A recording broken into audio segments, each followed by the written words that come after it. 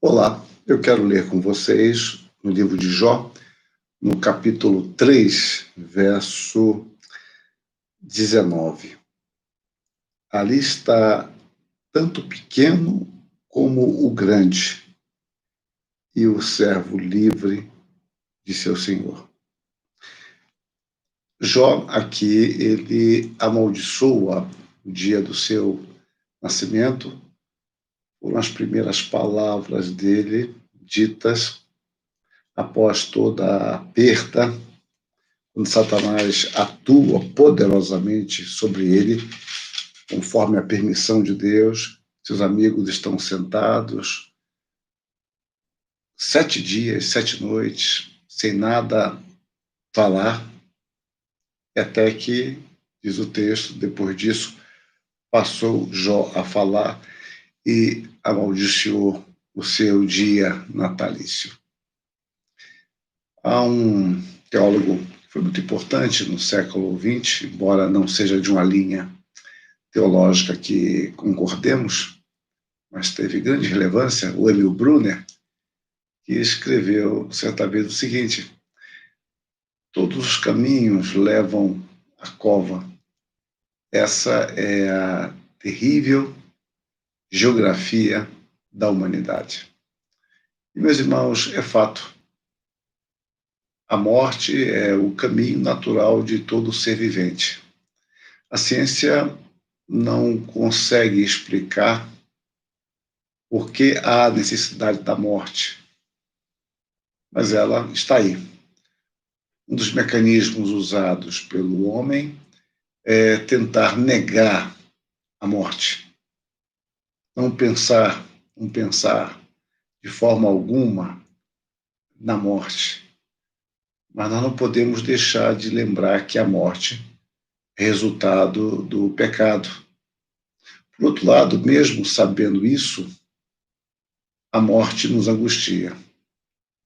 Nós podemos querer amenizar, como Sófocles fez na sua Antígone, dizendo que nada iguala a glória de uma bela morte.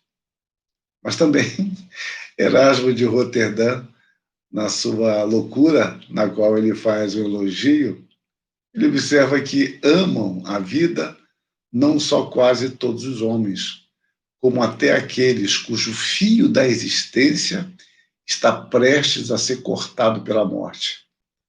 Aqueles que devem deixar a vida depois de um bom número de anos. Bom, isso faz parte da nossa existência. Por outro lado, devemos entender que nós não devemos desejar a morte pela morte. Às vezes, as pessoas tomam erradamente o que Paulo diz, que ele deseja estar com Cristo, como que ele desejando a morte. Mas, na realidade, não era isso.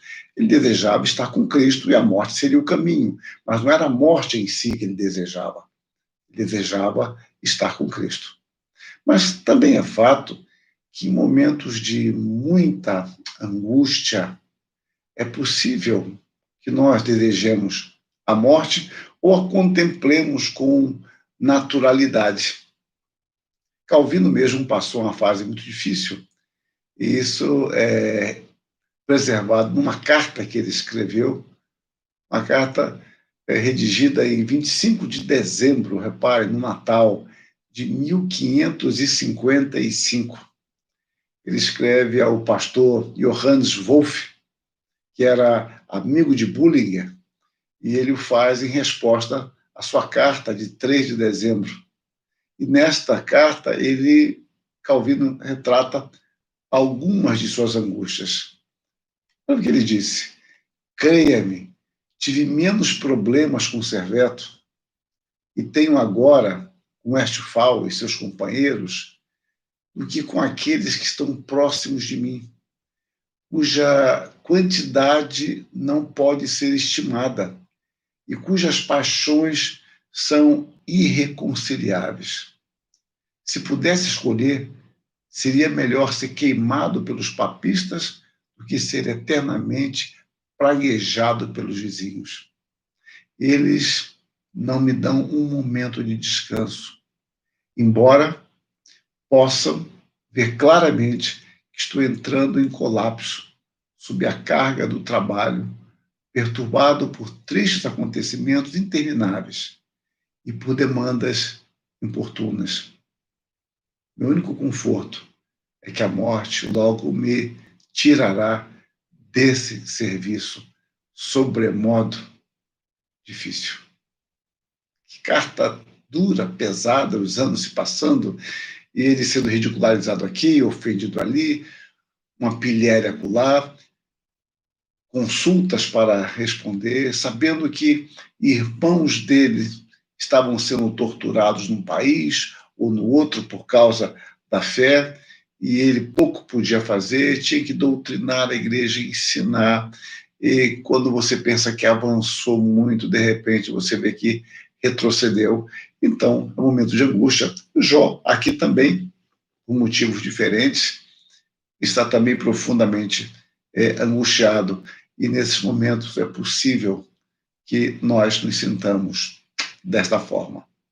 Mas um ponto que eu queria destacar à luz do texto é que a morte é para todos, independentemente de classe social, de raça, de cultura, de formação.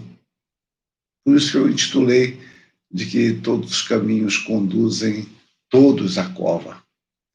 Porque nós somos criados à imagem de Deus e somos iguais, no sentido de que temos o mesmo Deus como Criador, e a morte entrou no mundo por causa do pecado, e todos, diz Paulo, todos pecaram, e por isso nós caminharemos para lá de forma inevitável. Nós não desejamos a morte pela morte, desejamos estar com Cristo.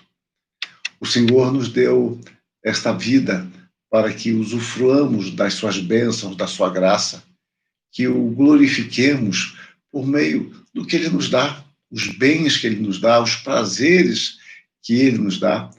Ele nos dá o prazer de uma boa casa, nosso abrigo, nossa família, dos nossos filhos, do repouso, do sono, do trabalho, de uma boa alimentação, de uma vida íntima com a nossa esposa.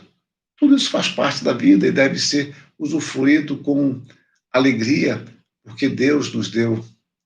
E devemos usar isso dentro das normas estabelecidas pelo próprio Deus. A comida é uma coisa muito boa, mas deve ser bem regrada. O sexo é algo maravilhoso dentro do casamento. E assim por diante. Então, nós devemos usufruir bem da nossa vida, mas sabemos que, a despeito de nossas diferenças sociais, que tantas vezes valorizamos tanto, todos nós vamos para o mesmo lugar. Ali está tanto o pequeno como o grande, e o servo livre de seu Senhor. Todos caminham para a cova. Então, o que faremos? Temeremos a morte? Negaremos a morte? Não, nenhum dos dois caminhos. Não devemos temer a morte, mas certamente a morte não deve ser a tônica de nossa vida. Isso tornaria mórbido. Vivamos cada período, cada etapa de nossa vida, com as alegrias e as limitações próprias de cada fase de nossa vida. Mas devemos, em tudo isso, ter uma visão eterna. Como assim? Em todo o nosso labor cotidiano, em todas as nossas alegrias e tristezas, nós devemos entender que somos peregrinos. Isso não significa desvalorizar o que está aqui, mas nós somos peregrinos. Nós somos filhos da eternidade e não do tempo. Nos valemos bem do tempo. Nos valemos bem disso. E devemos fazê-lo com alegria e com gratidão, mas tendo uma dimensão muito maior. Então, reparem, não é desprestigiar o tempo, mas entender que o tempo é uma partícula dentro da eternidade. Eu creio que uma carta que também Calvino escreveu a uma viúva, a Madame Coligny, ela é a esposa do almirante Coligny, e em meio a palavras de conforto e estímulo, ele se reporta às suas enfermidades e aflições, dizendo que elas, além de nos humilhar e evidenciar nossa fraqueza, podem servir também para nos conduzir a colocar nossos olhos na misericórdia de Deus. E ele vai escrever que as aflições também, e agora abre aspas, servem para nós como remédios, para nos purificar das infecções mundanas e remover o que é supérfluo em nós.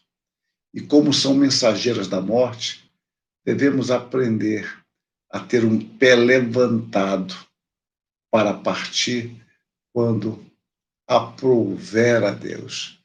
Ter um pé levantado. Então, meus irmãos, eu creio que essa figura empregada por Calvino é muito adequada. Nós vivemos a nossa vida, o que o Senhor nos tem dado, mas tenhamos sempre o pé levantado, estando pronto para partir. Quando aprouver a Deus. E esse dia chegará para ricos e pobres, para brancos, negros, amarelos, não importa. Todos caminharemos para lá. A questão definitiva é como iremos para lá. Então, nós, os crentes em Cristo, podem olhar para isso com uma doce esperança de nos encontrarmos com o Senhor. O nosso pé levantado assume uma prontidão de partida, sabendo para onde vamos e com quem vamos nos encontrar. Que isso nos tranquilize, que isso nos alegre, que isso nos faça viver bem a nossa vida, sabendo que a nossa salvação já está assegurada em Cristo. Que Deus nos encha dessa certeza e dessa esperança amparada em sua palavra. Amém.